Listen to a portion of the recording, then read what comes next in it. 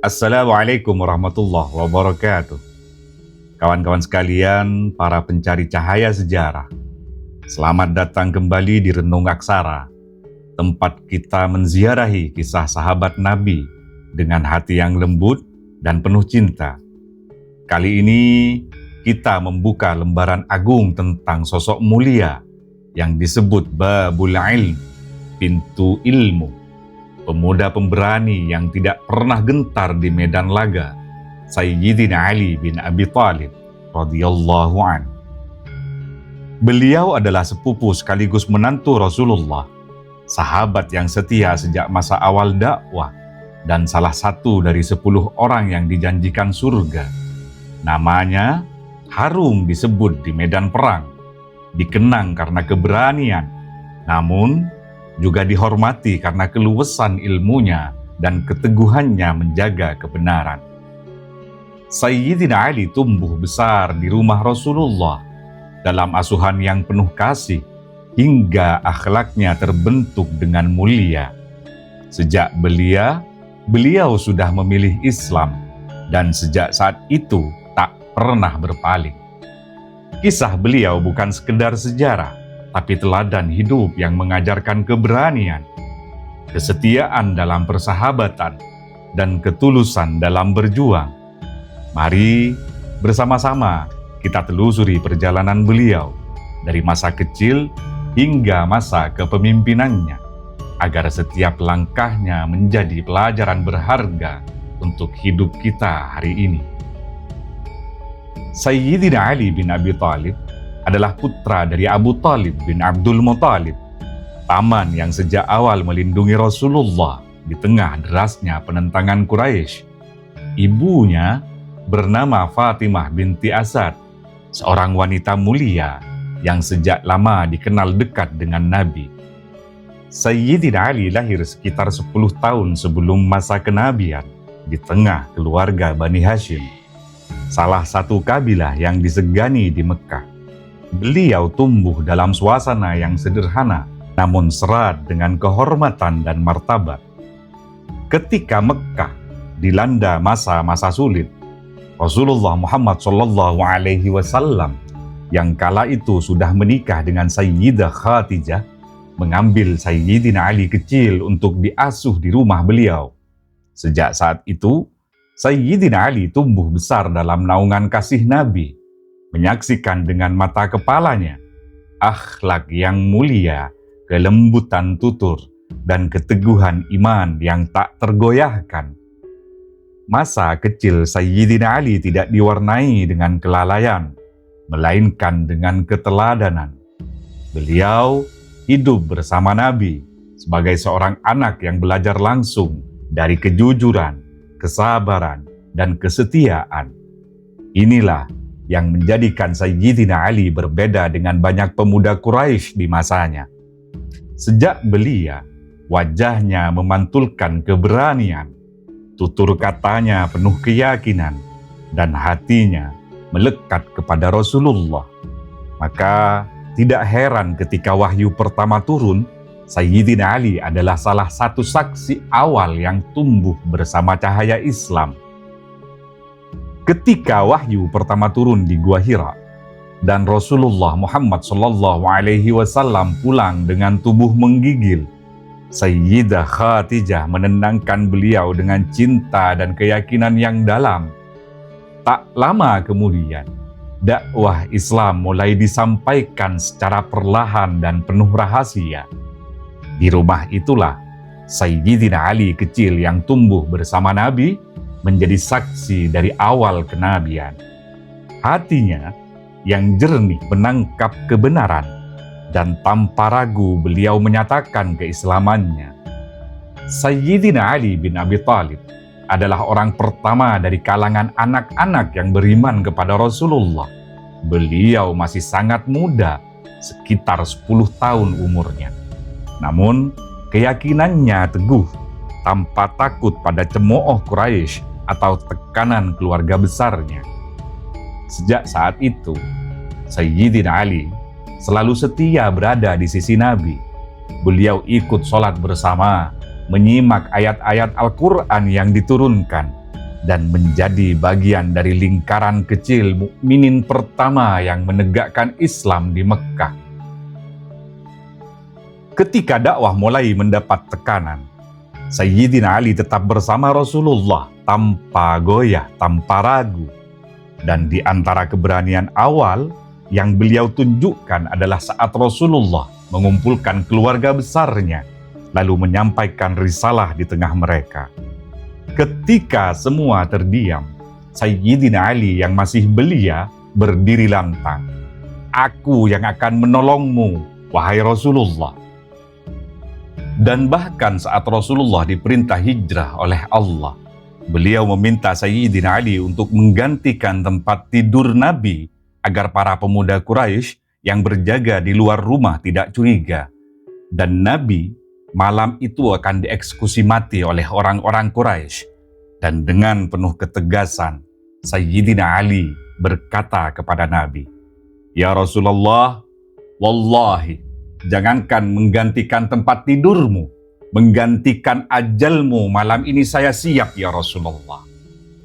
Kalimat penuh cinta keluar dari seorang pemuda yang masih belia, menjadi saksi ketulusan dan keberanian yang akan terus mewarnai hidupnya hingga akhir.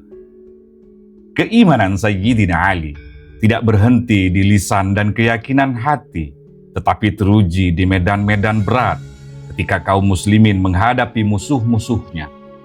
Di Perang Badar, Sayyidina Ali tampil sebagai salah satu pendekar utama. Beliau turun ke gelanggang, menghadapi lawan-lawan Quraisy dengan keberanian yang menggetarkan. Namanya disebut bersama Sayyidina Hamzah bin Abdul Muttalib dan Ubaidah bin Harith sebagai 3 penunggang iman yang membuka jalan kemenangan kaum muslimin. Di Perang Uhud, ketika barisan kaum muslimin sempat porak-poranda, Sayyidina Ali tetap tegak di sisi Rasulullah. Beliau menjadi perisai, menghadang serangan demi serangan, hingga tubuhnya penuh luka, namun semangatnya tak pernah padam. Saat Perang Khandaq, musuh mencoba menembus parit dengan menantang duel. Di hadapan para sahabat, Amr bin Abdul Wudd, seorang kesatria Quraisy yang terkenal dan ditakuti, merayu dengan lantang. Tak seorang pun berani maju kecuali Sayyidina Ali. Dengan izin Rasulullah, Sayyidina Ali turun ke gelanggang, menantang musuh itu, dan dengan izin Allah, Amr bin Abdul Wudd tumbang oleh pedang Sayyidina Ali. Puncak keberanian beliau tampak di Perang Khaybar, ketika kaum muslimin kesulitan menaklukkan benteng Yahudi. Rasulullah Muhammad sallallahu alaihi wasallam bersabda, "La'utiyanna ar-raya ghadan rajulai yuhibbullaha wa rasuluh wa yuhibbuhullahu wa rasuluh." Esok aku akan berikan panji perang kepada seorang lelaki yang mencintai Allah dan Rasul-Nya, dan Allah serta Rasul-Nya pun mencintainya. Diriwayatkan oleh Imam Al-Bukhari dan Imam Muslim. Panji itu diberikan kepada Sayyidina Ali. Meski matanya kala itu sakit, Rasulullah mengusapnya dan sembuh seketika. Dengan gagah, Sayyidina Ali maju membawa pedang yang masyhur, Zulfiqar. Zulfiqar adalah pedang bermata 2 yang menjadi simbol keberanian dan keadilan Sayyidina Ali. Dengan pedang itulah beliau merobohkan pintu benteng Khaybar, mengangkatnya sebagai tameng, dan Allah menakdirkan kemenangan besar bagi kaum muslimin. Sejak itu, syair-syair tentang pedang Sayyidina Ali bergema, dan kalimat ini masyhur di kalangan sahabat. La fata illa Ali, wa la syayf illa Zulfiqar. Tiada pemuda yang sebanding dengan Ali, dan tiada pedang yang sebanding dengan Zulfiqar. Begitulah Ali, pemuda yang keberaniannya melindungi umat, pedangnya menjaga kehormatan Islam, dan hatinya selalu tertambat pada Allah dan Rasul-Nya. Setelah kaum muslimin hijrah ke Madinah, Sayyidina Ali radhiyallahu an tumbuh sebagai pemuda gagah berani, namun hidupnya penuh kesederhanaan. Hatinya Sejak lama tertambat pada putri Rasulullah Muhammad sallallahu alaihi wasallam, Sayyidah Fatimah Az-Zahra radhiyallahu anha. Sayyidina Ali dikenal pemalu, sederhana dan tidak berharta banyak, namun cinta yang jernih membuatnya memberanikan diri. Dengan langkah penuh harap, beliau mendatangi Rasulullah untuk meminang putri beliau. Rasulullah menyambut dengan lembut seraya bertanya, "Wahai Ali, apakah engkau memiliki sesuatu untuk mahar?" Sayyidina Ali menundukkan kepala. Beliau tidak punya harta, tidak punya kebun. Yang dimiliki hanyalah sebuah baju besi yang pernah beliau peroleh dari peperangan. Baju besi itu kemudian dijual. Hasilnya dijadikan mahar untuk Fatimah. Maka pernikahan pun dilangsungkan dengan kesederhanaan yang penuh keberkahan. Pada malam itu, Rasulullah mempersatukan dua insan mulia. Beliau mendoakan, "Ya Allah, berkatilah keduanya, berkatilah keturunan mereka, dan jadikanlah mereka berdua sebagai pintu rahmat-Mu."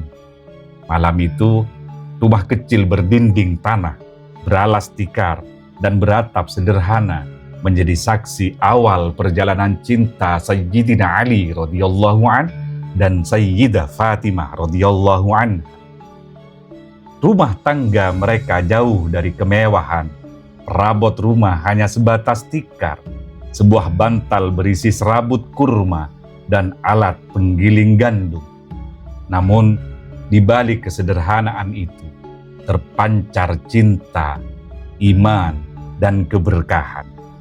Sayyidina Ali bekerja keras di luar rumah, sementara Sayyidah Fatimah menggiling gandum hingga tangannya menjadi kasar dan menimba air hingga tubuhnya letih. Pernah, suatu kali, Sayyidah Fatimah meminta seorang pembantu kepada Rasulullah Muhammad sallallahu alaihi wasallam. Dan teman-teman tahu jawaban Rasulullah? Beliau hanya mengajarkan amalan dan doa. Subhanallah, walhamdulillah, wa la ilaha illallah, wallahu akbar. Bacalah tasbih, tahmid, tahlil, dan takbir sebelum tidur. Itu lebih baik bagimu daripada seorang pembantu. Diriwayatkan oleh Imam Al-Bukhari dan Muslim. Dari rumah sederhana ini, lahir permata Islam. Sayyidina Hasan, cucu pertama Rasulullah. Sayyidina Husain, cucu yang kelak syahid di Karbala. Zainab dan Ummu Kulthum, dua putri yang mewarisi keteguhan dan kelembutan ibunya. Rasulullah amat mencintai keluarga ini.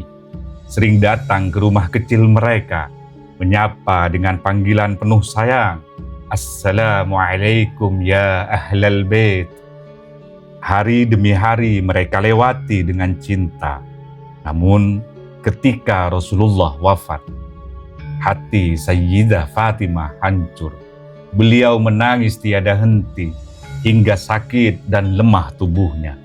Sayyidina Ali selalu berusaha menenangkan, namun beliau pun larut dalam duka. Bagaimana tidak, sosok yang membesarkannya, yang menjadi ayah, guru, dan sahabatnya telah berpulang.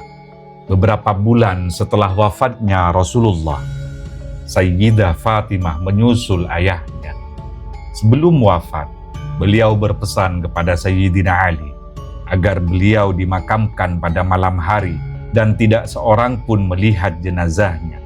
Sayyidina Ali memenuhi wasiat itu dengan air mata. Beliau sendiri yang memandikan, beliau sendiri yang mengafani, dan beliau sendiri yang menurunkan jasad istri tercinta ke liang lahat. Di pusara Fatimah, Sayyidina Ali duduk lama dengan hati yang remuk. Beliau menatap tanah yang baru ditutup dan berkata dengan lirih, "Wahai Rasulullah, salam dari putrimu yang baru saja bergabung denganmu. Kesabaranku telah habis setelah kepergian Fatimah. Hatiku hancur, kesedihanku dalam, namun aku hanya bisa bersabar karena itulah amanahmu. Maka berakhirlah perjalanan cinta Sayyidina Ali dan Fatimah di dunia, tetapi cintanya tetap abadi hingga mereka dipertemukan kembali di surga. Menjelang wafatnya, Sayyidah Fatimah radhiyallahu anha memanggil Sayyidina Ali dengan suara yang lembut. Beliau berkata dengan mata berkaca-kaca, "Wahai Ali, engkau akan menikah lagi setelah aku tiada. Aku tidak cemburu akan hal itu, tetapi aku berwasiat kepadamu, jika engkau hendak menikah, menikahlah dengan Ummamah binti Abil Ash, cucu Rasulullah dari Zainab. Aku yakin Ummamah akan menyayangi Hasan dan Hussein sebagaimana aku mencintai mereka." Wasiat itu menggambarkan betapa besar kasih sayang Fatimah, yang bahkan di ujung hayatnya masih memikirkan masa depan putra-putrinya. Setelah Sayyidah Fatimah wafat, Sayyidina Ali pun melaksanakan wasiat tersebut. Beliau menikahi Ummamah binti Abil Ash yang memang terkenal dengan kelembutan dan kasih sayangnya.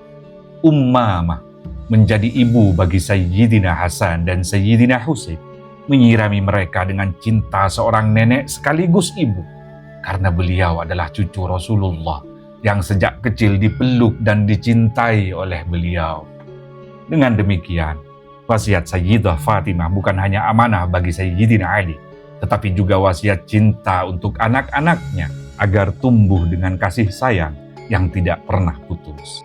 Wafatnya Sayyidah Fatimah Az-Zahra meninggalkan luka yang dalam di hati Sayyidina Ali. Beliau kehilangan pasangan hidup yang menemani suka dan duka, penopang iman, dan belahan jiwa yang paling beliau cintai. Namun, hidup terus berjalan. Sayyidina Ali tetap seorang ayah bagi putra-putri kecilnya dan seorang pemimpin yang memikul tanggung jawab yang besar. Maka, setelah masa berkabut, beliau menikah kembali, bukan karena cinta dunia, tetapi demi menjaga amanah keluarga dan meneruskan keturunan. Setelah menikah dengan Sayyidah Ummamah, Sayyidina Ali juga menikah dengan Ummul Banin binti Hizam Al-Kilabiyah. Dari pernikahan ini, lahirlah putra yang kelak sangat terkenal, Abbas bin Ali, singa Karbala yang syahid dengan penuh keberanian bersama saudaranya, Sayyidina Hussein. Selain Abbas, lahir pula Abdullah, Ja'far, dan Utsman. Ummul Banin dikenal sebagai ibu yang penuh cinta, yang membesarkan anak-anaknya dengan kesetiaan kepada keluarga Rasulullah. Sayyidina Ali juga menikah dengan Asma binti Umais, janda dari Sayyidina Ja'far bin Abi Thalib, saudara Sayyidina Ali, dan janda dari Sayyidina Abu Bakar As-Siddiq. Asma adalah wanita mulia yang banyak berkhidmat dalam Islam. Dari pernikahan ini, lahir putra bernama Yahya bin Ali. Kemudian, Sayyidina Ali juga menikah dengan Laila binti Mas'ud An-Nahsyaliyah, seorang wanita dari Bani Tamim yang terkenal mulia nasabnya. Dari pernikahan ini, lahirlah Ubaidillah bin Ali dan Abu Bakar bin Ali. Kemudian, yang akan menjadi salah satu pernikahan yang penting adalah dengan Khawlah binti Ja'far dari kabilah Bani Hanifah. Darinya lahir Muhammad bin Al-Hanafiyah, seorang tokoh pemberani dan zuhud yang dikenal sebagai pemimpin tabi'in setelah wafatnya Sayyidina Hasan dan Sayyidina Hussein. Nama Al-Hanafiyah dinisbatkan kepadanya agar jelas perbedaan antara anak-anak Sayyidah Fatimah dan anak-anak dari ibu yang lain. Dari semua pernikahan ini, Sayyidina Ali tetap dikenal sebagai ayah yang penuh kasih dan mendidik anak-anaknya dalam iman. Keturunan beliau, baik dari Sayyidina Hasan dan Sayyidina Hussein, Muhammad Al-Hanafiyah maupun Abbas, menjadi tokoh penting dalam sejarah Islam, mewarisi keberanian, ilmu, dan akhlak luhur dari ayah mereka. Dengan demikian, kehidupan keluarga Sayyidina Ali tidak hanya berhenti pada kisah cintanya dengan Sayyidah Fatimah, tetapi berlanjut dengan keturunan yang melahirkan generasi mulia, penyambung darah Ahlul Bait hingga hari ini. Setelah wafatnya Sayyidina Utsman bin Affan, umat Islam menghadapi masa genting. Fitnah besar berkobar, darah seorang khalifah tertumpah, dan umat terpecah belah dalam kegelisahan. Di tengah situasi ini, para sahabat dan kaum muslimin mendatangi Sayyidina Ali. Mereka mendesak beliau untuk menerima amanah kekhalifahan. Sayyidina Ali menolak berulang kali karena beliau tahu betapa beratnya beban itu, terutama di masa penuh gejolak. Namun, desakan semakin kuat. Akhirnya, Sayyidina Ali radhiyallahu an menerima. Bukan karena ambisi, tetapi karena tanggung jawab di hadapan Allah. Beliau diangkat menjadi khalifah keempat pada tahun 35 Hijriyah. Langkah pertama Sayyidina Ali adalah menegakkan keadilan. Beliau mengganti sebagian gubernur yang dianggap tidak amanah dan berusaha mengembalikan pemerintahan kepada prinsip Rasulullah. Namun, kondisi politik telah retak. Pembunuhan terhadap Sayyidina Utsman telah meninggalkan luka yang mendalam, dan api fitnah sudah terlanjur menyala. Fitnah pertama meletus di Basrah. Sayyidah Aisyah radhiyallahu anha bersama Thalhah bin Zubair berangkat menuntut keadilan atas darah Sayyidina Utsman. Sayyidina Ali berusaha meredakan, namun pertempuran tak terhindarkan. Perang Jamal pun meletus, sebuah tragedi yang membuat hati umat terbelah, di mana para sahabat besar berhadapan satu sama lain, bukan karena membenci Islam, tapi karena perbedaan pandangan dalam menegakkan keadilan. Meski akhirnya perang usai, namun luka batin umat begitu dalam. Fitnah berikutnya terjadi dengan Muawiyah bin Abi Sufyan, gubernur Syam, sekaligus kerabat Sayyidina Utsman. Muawiyah menolak baiat kepada Sayyidina Ali sebelum pembunuh Sayyidina Utsman diadili. Sayyidina Ali ingin menunda agar keadaan tenang, namun perbedaan itu membesar menjadi pertempuran di Siffin. Pertempuran berlangsung sengit. Saat keadilan hampir dimenangkan Sayyidina Ali, pasukan Muawiyah mengangkat mushaf di ujung tombak meminta diadakan tahkim. Sayyidina Ali menerima demi menghindari pertumpahan darah lebih luas. Namun, tahkim justru memunculkan perpecahan baru. Dari kekecewaan sebagian pengikut, lahirlah kelompok Khawarij. Mereka menuduh Sayyidina Ali keluar dari hukum Allah dan memberontak terhadap kepemimpinannya. Sayyidina Ali menghadapi mereka dengan hujjah terlebih dahulu. Namun ketika mereka memberontak, beliau terpaksa berperang melawan mereka di Nahrawan. Masa kekhalifahan Sayyidina Ali hanya sekitar 5 tahun, tetapi dipenuhi ujian yang tiada henti. Beliau adalah khalifah yang adil, namun kondisi umat yang terbelah membuat jalannya penuh darah dan air mata. Sayyidina Ali radhiyallahu an tetap dikenang sebagai pemimpin yang zuhud, tidak mengejar dunia, dan selalu menjadikan kebenaran di atas segalanya. Beliau sering berkata, dunia akan meninggalkanmu dan akhirat akan datang menyambutmu. Maka jadilah anak-anak akhirat dan jangan jadi budak dunia. Tahun 40 Hijriyah, masa kekhalifahan Sayyidina Ali radhiyallahu an terus diguncang fitnah dan pemberontakan. Di antara kelompok yang lahir dari perpecahan itu dan Khawarij yang menyimpan dendam, mereka bersepakat melakukan pembunuhan serentak terhadap 3 tokoh besar, Sayyidina Ali di Kufah, Muawiyah di Syam, dan Amr bin Ash di Mesir. Rencana itu dijalankan pada bulan Ramadan. Pada malam tanggal 19 Ramadan, Ali bangun lebih awal untuk sholat subuh di Masjid Kufah. Beliau tampak berbeda, wajahnya bercahaya, dan lisannya mengucap, Demi Allah, belum pernah aku berdusta dan tidak pula aku ditipu. Malam ini adalah janji yang telah ditentukan. Ketika memasuki masjid, beliau membangunkan orang-orang dengan penuh kelembutan, menyeru agar bangkit menunaikan sholat. Di sudut masjid, bersembunyi seorang khawarid bernama Abdurrahman bin Muljam yang telah menyiapkan pedang beracun. Ketika Sayyidina Ali sujud dalam sholat, Abdurrahman bin Muljam menghantam pedangnya ke kepala beliau.